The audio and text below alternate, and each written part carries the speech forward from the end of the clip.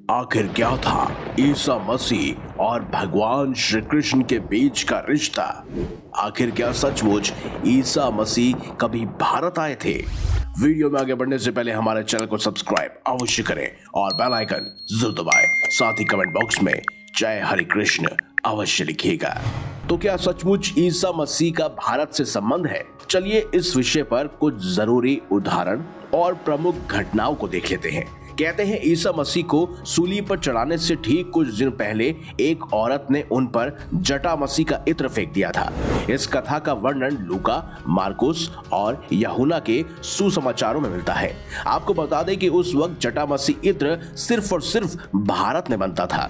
Greek और Roman परंपराओं में भी मरने वाले शख्स की चिता पर सम्मान के साथ इसे डाला जाता था। गौरतलब है कि जटा मसीह का सीधा संबंध भारत से रहा है। सिर्फ यही नहीं, ईसाई धर्म में तुलसी के पौधे को पवित्र भी माना जाता है।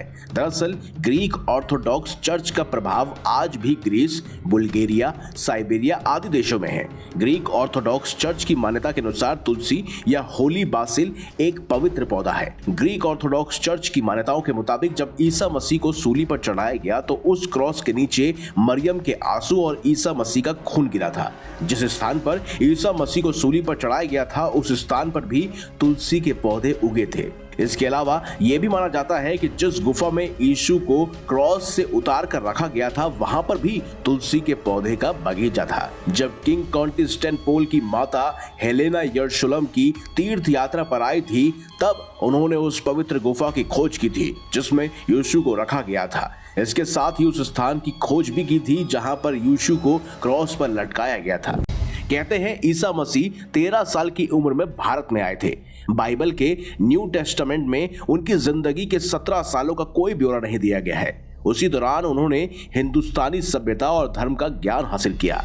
इसी ज्ञान से प्रेरित होकर ईसा मसीह ने अपने भक्तों को उपदेश दिए थे। 1908 में लेवी एच डॉलिंग ने aquarium gospel of Jesus the Christ प्रकाशित किया। इस किताब में उन्होंने दावा किया कि उसे सारी जानकारी सुपर नेचुरल पावर से मिलती है और इस किताब के मुताबिक युवा जीसस ने भारत, तिब्बत, ईरान, ग्रीस और मिस्र जैसे देशों का भ्रमण किया था। वहीं बीबीसी जैसे बड़े न्यूज चैनल ने Jesus was a Buddhist monk नाम की एक डॉक्यूमेंट्री भी बनाई थी। इसके मुताबिक जीसस को सूली पर नहीं चढ़ाया गया था। जब वो 30 साल के थे तब वह अपनी पसंदीदा जगह वापस चले गए थे। इस डॉक्यूमेंट्री के मुताबिक जीसस की मौत नहीं हुई थी, वो एक यहूदियों के साथ अफगानिस्तान चले गए थे। इस रिपोर्ट के मुताबिक स्थानीय लोगों ने इस बात की पुष्टि की थी कि जीसस ने कश्मीर घाटी में कई साल बिताए थे और 80 की उम्र तक वो वहीं रहे। कुछ लोगों का मानना है कि कश्मीर के श्रीनगर में जीसस की समाधि बनी हुई है।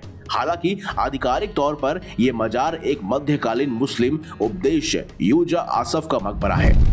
एक मान्यता यह भी है कि 13 साल की उम्र में जीसस 3 विद्वानों के साथ भारत आए थे। वहीं भारतीय दार्शनिक ओशो ने भी ईसा मसीह के भारत से संबंधित होने की बात कही और ओशो के मुताबिक जब भी कोई सच जानने के लिए उत्सुक होता है तो वो भारत की तरफ बढ़ता है, तब वो अचानक पूर्व की यात्रा पर निकल पड़ता है। और ये केवल आज की बात नहीं है, आज से 2500 साल पूर्व सत्य की खोज में पाइथागोरस भारत को आया था। ईसा मसीह भी भारत आए थे। 13 से 30 तक यानी कि 17 सालों का हिसाब बाइबल से गायब है। इतने समय वो कहाँ रहे?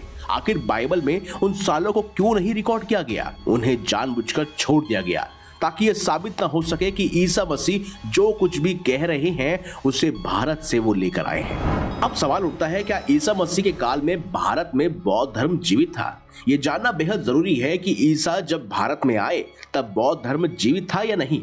हालांकि उस वक्त बुद्ध की मृत्यु हो चुकी थी। गौतम बुद्ध के 500 साल बाद जीसस यहाँ आए थे, लेकिन इस काल तक बौद्ध धर्म एक विराट आंदोलन का रूप ले चुका था। माना जाता है कि अपने अंतिम वक्त में जीसस की मृत्यु भी भारत में ही हुई थी और ईसाई रिकॉर्ड्स इस तथ्य को नजरअंदाज करते हैं। 1992 में आई किताब जीसस द मैन में कहा गया कि जीसस सूली पर चढ़ाए जाने के बाद भी जिंदा बच गए थे और फिर उन्होंने मैरी मैडलेन से शादी भी की थी। फिफ्थ गॉस्पेल नाम की एक किताब में भी इस दावे का समर्थन किया गया है और ईसा मसीह 13 से 39 साल तक भारत में भ्रमण करते रहे। 19वीं और 20वीं शताब्दी में कई थ्योरी सामने आई जिसमें दावा किया गया कि जीसस 17 साल तक भारत के दौरे पर रहे। ऐसे में कहना गलत नहीं होगा कि ईसा मसीह का भारत से एक गहरा नाता था और इसी के साथ मैं गर्व से भी कह सकता हूँ कि क्रिश्चियनिटी स्वयं सनातन धर्म से ही निकली है। आपका इस विषय में क्या मानना है कमेंट बॉक्स में मुझे अवश्य बताएं। अगर आपको वीडियो अच्छी लगी है तो लाइक करें, हमारे चैनल को सब्सक्राइब करें और ज्यादा से ज्यादा शेयर करें।